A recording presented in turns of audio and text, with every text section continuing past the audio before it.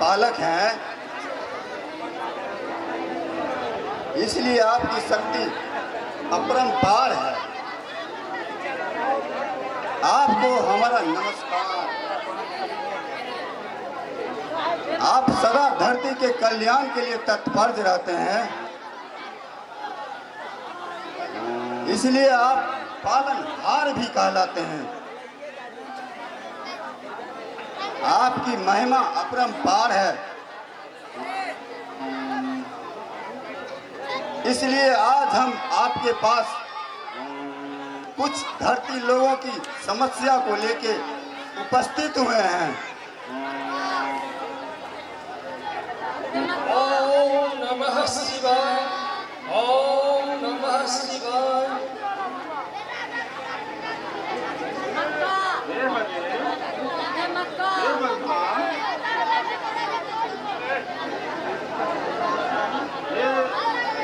देवता और महाऋषियों, आज निर्भय होकर यहाँ आने का ठीक कारण बताएं। आप लोगों को ऐसा कौन सा कर्जा पड़ा है, मैं अभी शीघ्र जानना चाहता हूँ।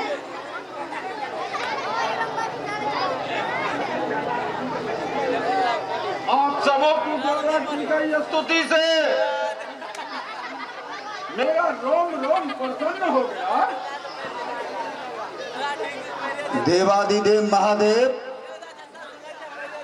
आप करुणा के सागर हैं।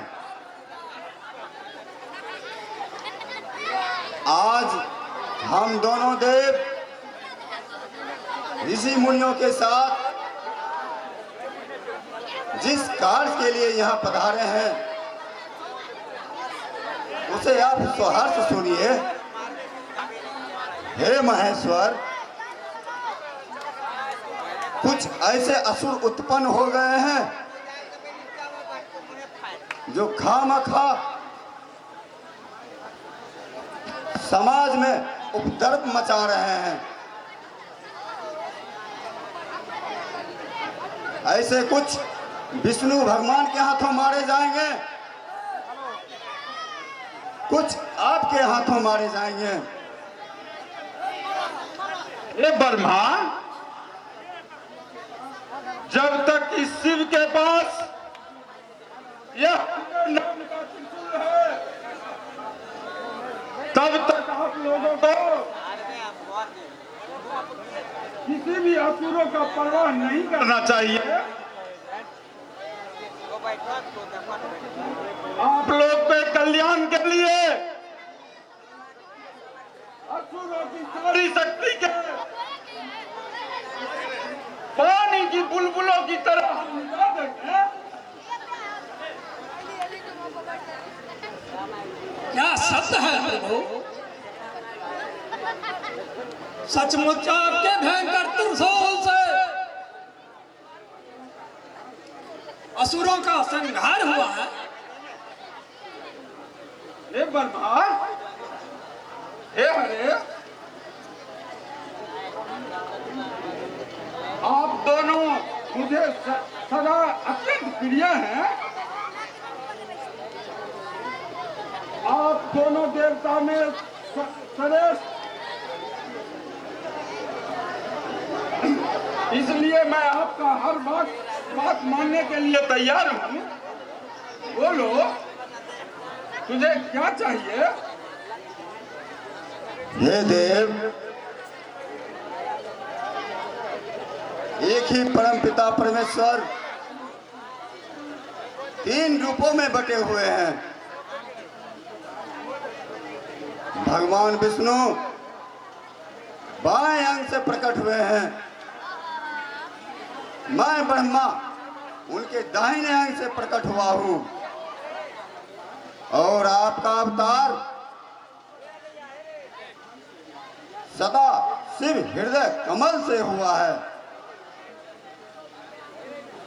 अतः आप ही शिव के पूर्ण रूप हैं।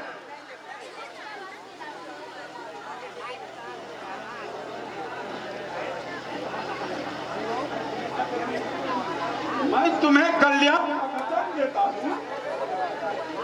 बताइए, मुझसे कैसी मदद लेना चाहते हैं?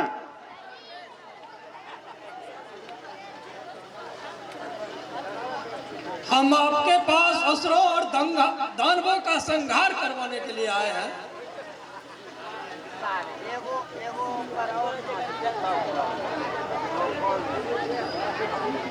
तो ठीक है, वर्मा जी बताइए। प्रभु शंभुनाथ, हम तीनों एक ही पिता के पुत्र हैं, लेकिन मेरा और विष्णु भगवान का विवाह हो गया है। आप भी एक परम सुंदरी के साथ विवाह कर पत्नी के रूप में ग्रहण कर लें। कदापि नहीं।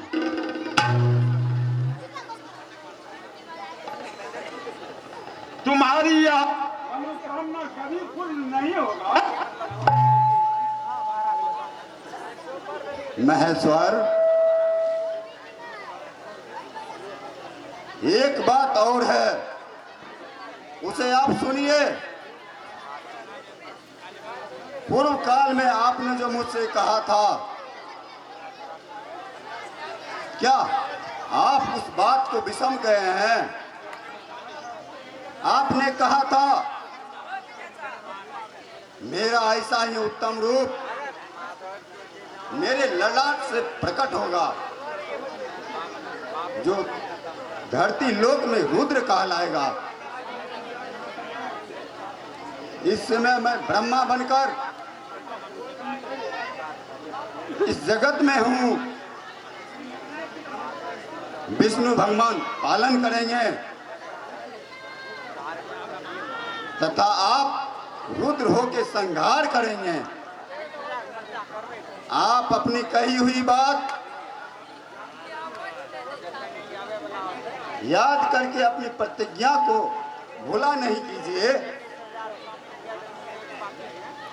आपने यह वचन दिया था कि मैं भी एक दिन समय आने पर एक स्त्री से विवाह करूंगा।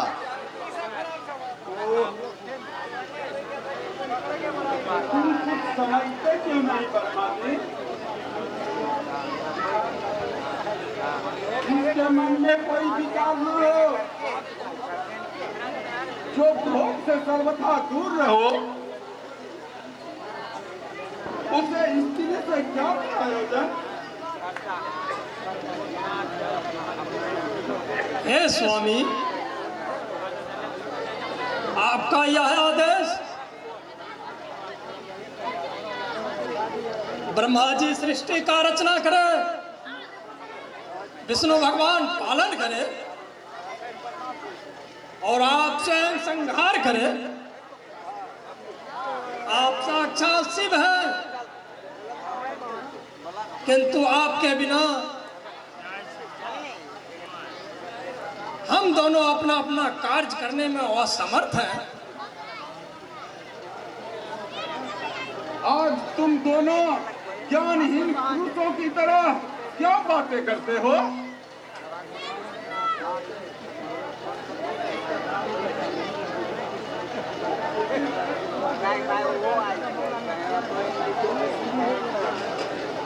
तो सुने प्रभु, आप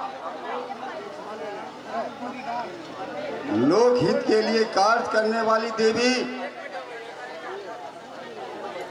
शिवा दक्ष पुत्री के रूप में अवतार ले चुकी है। उसका नाम सती है,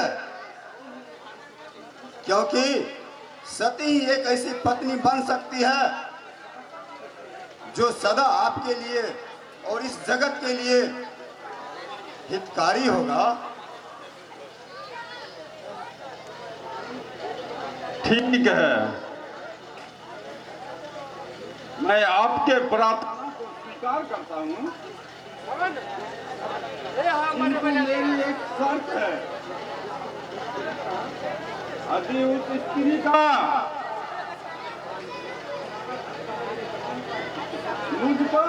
या अथवा मेरे वचन पर कभी वो विश्वास होगा, मैं उसे उसी क्षण त्याग दूंगा। हे शंकर, भगवान विष्णु मेरी तथा संपूर्ण देवताओं की यही इच्छा है। आप हम देवताओं की इच्छा को पूर्ण करें, इसे हम आदर पूर्वक इस उत्सव को देखेंगे। आप विवाह करने के लिए तैयार हो जाइए। बहुत अब ऐसा ही हो। दक्ष कन्या सती को मैं अवश्य अपने पत्नी के रूप में ग्रहण करूंगा।